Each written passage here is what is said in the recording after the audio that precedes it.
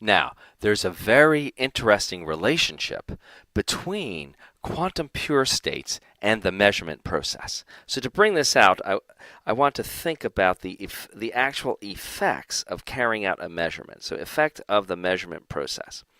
And to bring this out, the way I'm going to do that is I'm going to think about a specific example. But the general principles I think you will see hold quite generally for any type of observable. But let's think about measurements of our position, right? So suppose, right, a particle is detected at a particular location. At a location x0, right? So I go out, I am looking for this observable, I find its location, right? A short time later,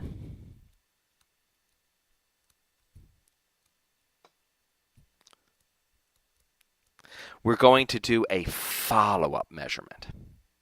And this is going to be a very short time later because I don't want whatever state the particle is in to have a chance to change on me. Okay? So it's going to be a very short time later. If you want to really put some strict limits on it, I'm going to say that it's going to have to obey a constraint where the speed of light times my time later has to be equal to, right, or less than even, right, some very small length scale, epsilon, right? And if you want to think about it, epsilon could be the Planck scale, right? I want to make a super fast follow-up measurement. It doesn't literally have to be down at the Planck scale. That might create some problems with quantum gravity or something, but very short so that this product is much less, again, than any physically relevant length scale for the problem that we are considering. So at a short time later like that, right, a follow-up measurement is done.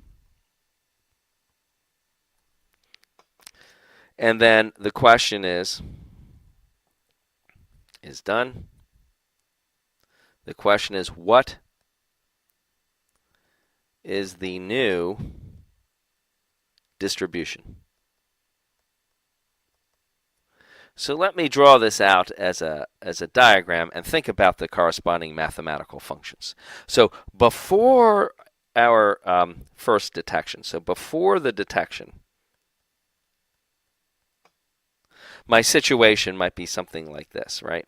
I've got this, the system was in some kind of a quantum state that maybe had this probability distribution for the position of the particle, right? I have no idea where my particle is, right? But now what I'm going to do is I perform the detection, and I go and I've done this measurement, say, right?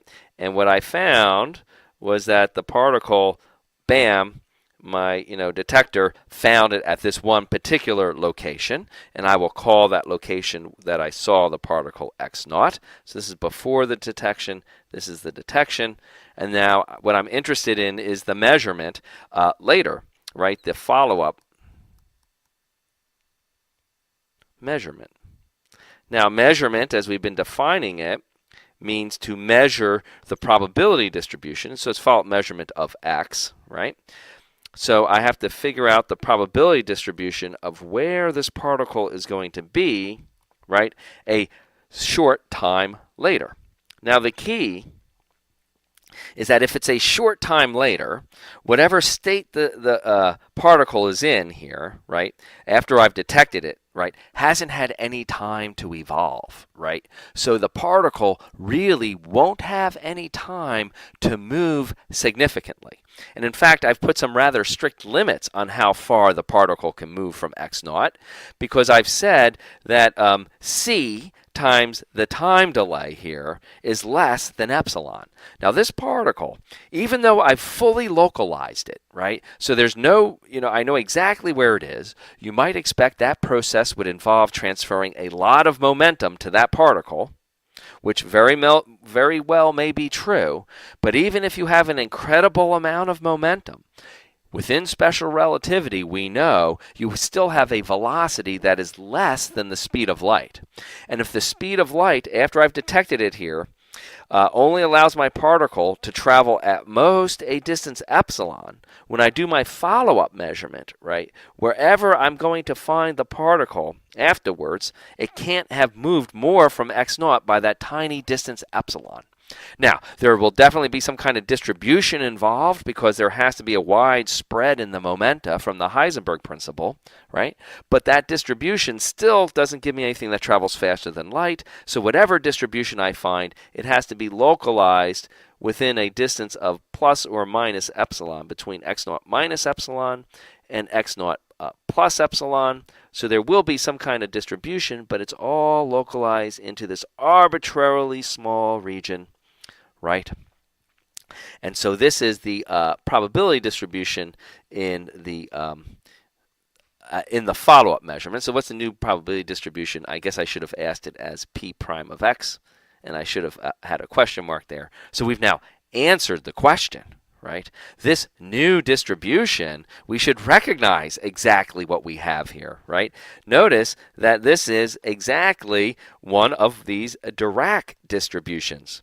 It is 0 essentially everywhere except in some tiny region where there's a shape. I know this has to integrate to 1 because it's a probability, but I maybe don't know the details, but those details of that shape are not relevant if I keep this epsilon below the length scales that are relevant to me in my problem. So therefore, p prime of x is really just my Dirac delta function of x minus x naught.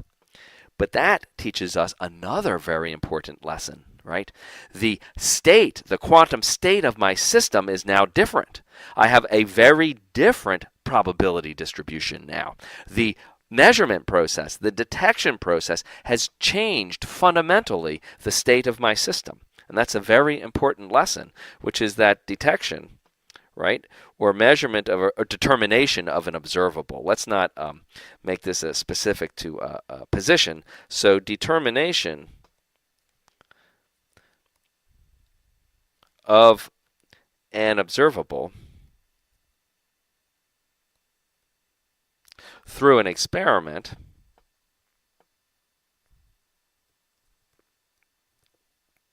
as you can see changes. It always is going to always changes the state, the quantum state, right? Because the quantum state is characterized by the probability distributions. It always changes the quantum state of the system. Of course, there is one exception to that lesson, and the big exception to that lesson, of course, is unless the system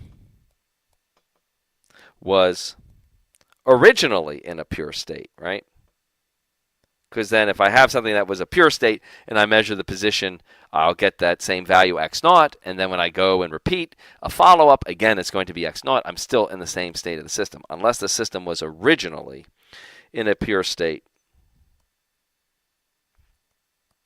And again, a pure state with respect to the corresponding observable.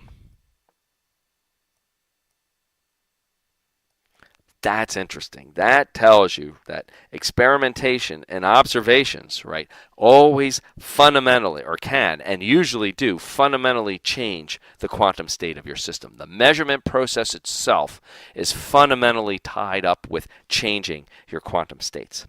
One last kind of corollary to this is that if I do repeated follow-up measurements, because now I've the original measurement created this pure state, right? So, and then the follow-up measurements keep reproducing pure states. So repeated follow-up measurements always yield the same result.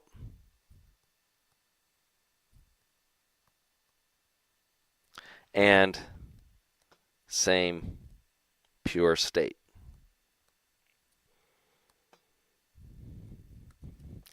Very good. So that is the link then between pure states and the measurement process.